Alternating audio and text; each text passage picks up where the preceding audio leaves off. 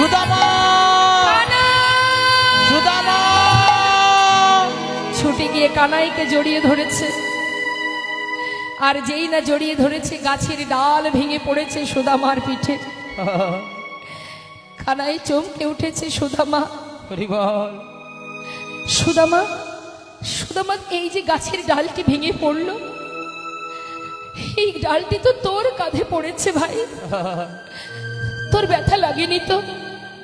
সুদামা বলছে, কানাই আমার চিন্তা করতে হবে না, তোর কিছু হয়নি তো, তোর কোনো কষ্ট হয়নি তো।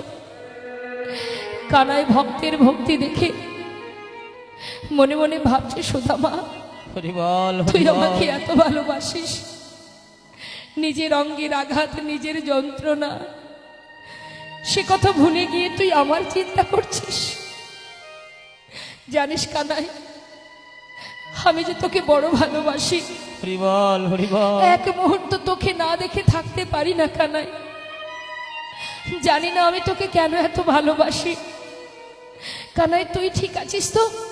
হ্যাঁ, দুই বন্ধু ওই ঝড় বৃষ্টির মধ্যে দিয়ে একটা গাছের ডালে উঠে বসে আছে।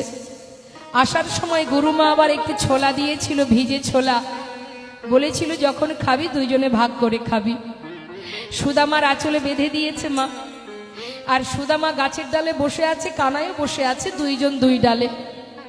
সুদামা বসেছে একটু উপরে, কানাই বসেছে নিচে। কিন্তু এত পরিমাণে বৃষ্টি হচ্ছে, ভাবছে যে একটু বৃষ্টি বন্ধ হলে তারপরে যাব। তাই দুইজনে গাছের ডালে বসে থাকতে থাকতে হঠাৎ খিদে পেয়েছে বলে, যেই না ছোলাটা খাবে বলে সেই আঁচলের গিঁটটা খুলেছে, খুলে মুখে দিতে যাবে, হঠাৎ মনে পড়ে গেল মা যে, গুরুমা যে বলেছিল কানাইকে দিয়ে খেতে, কি করা যায়? একটা একটা করে মুখে দিচ্ছে আর ভাবছে, কানাই তো নিচের ডালে, নিচে নেমে কানাইকে দেব। এখন তো একটু খাই, একটা দুটো খাচ্ছে আর দুটো একটা করে নিচে পড়ে যাচ্ছে। পড়ছে ঠিক কেমন ভাবে? ঠিক কানাই যেখানে বসে আছে তার চোখের সামনে দিয়ে পড়ছে।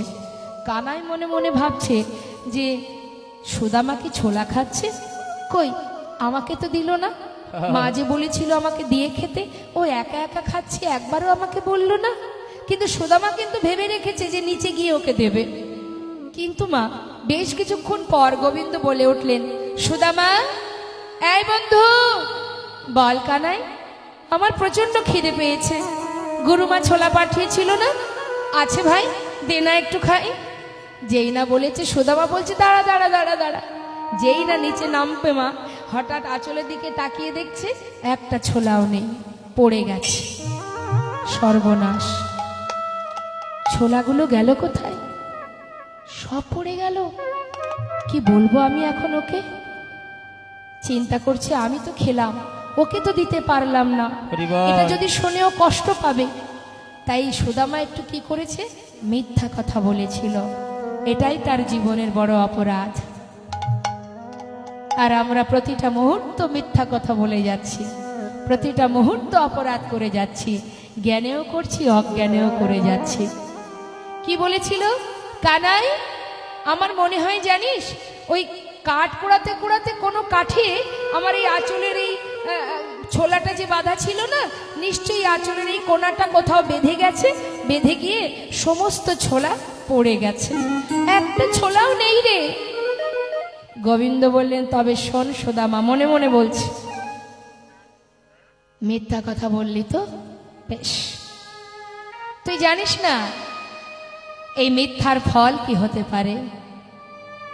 বেশ সুদামা, তাহলে আর কি করা যাবে, চল ঘরে ফিরি।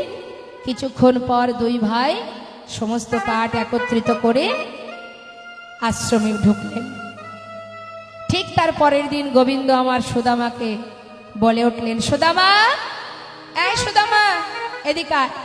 কি রে, তুই তো আমাকে ভালোবাসিস তাই না? আচ্ছা, একটা কথা জিজ্ঞাসা করব, বল, আমি যদি তোর কাছে কিছু চাই তুই আমাকে দিবি?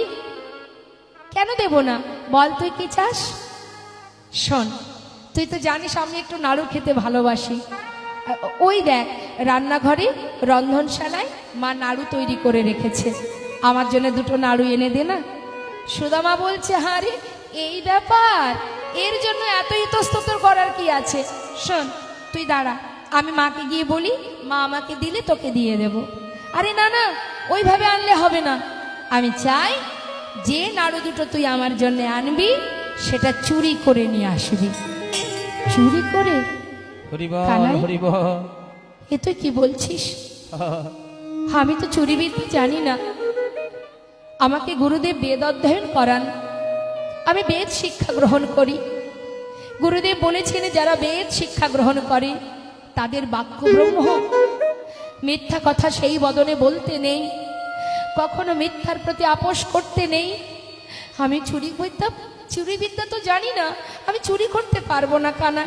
তুই দাঁড়া, তুই তো নাড়ু খাবি, আমি তোকে যেমন করে হোক এনে দেব।